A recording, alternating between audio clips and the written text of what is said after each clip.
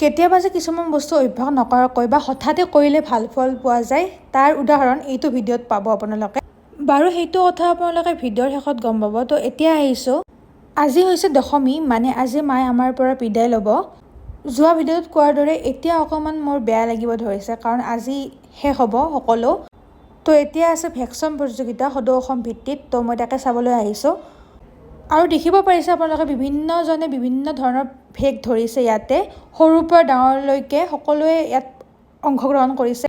এতিয়া ভেকচন প্ৰতিযোগিতা শেষ হোৱাৰ পিছত এতিয়া আহিছোঁ পৰৱৰ্তী অনুষ্ঠানলৈ। অনুষ্ঠান মানে সিদিনা যে লোকগীত আৰু ভূপেন্দ্ৰ সংগীত প্ৰতিযোগিতাত মই অংশগ্ৰহণ কৰিছিলোঁ, সেই দুয়োটা প্ৰতিযোগিতাতে মই দ্বিতীয় স্থান পাবলৈ সক্ষম হৈছিলোঁ। ভূপেন্দ্ৰ সংগীত প্ৰতিযোগিতাৰ কাৰণে মই বাৰু প্ৰেক্টিচ কৰিছিলোঁ, কিন্তু লোকগীত প্ৰতিযোগিতাত মই অংশগ্ৰহণ কৰিম নে নকৰিম সেইটোৱে ঠিক হোৱা নাছিল। কিন্তু বহু আগতে মই ভালদৰে প্ৰেক্টিচ কৰি থৈছিলোঁ গানটো, সেইবাবে এতিয়া এবাৰো প্ৰেক্টিচ নকৰিলেও ভালকৈ গাব পাৰিছোঁ আৰু পুৰস্কাৰ পাবলৈ সক্ষম হৈছোঁ, নে কি কয়? তো আজিৰ ভিডিঅ'টো ইমানেই আছিল। যদি ভিডিঅ'টো ভাল লাগিল প্লিজ লাইক, শ্বেয়াৰ, ছাবস্ক্ৰাইব কৰি দিব আৰু মই লগ পাম নেক্সট ভিডিঅ'ত। বাই।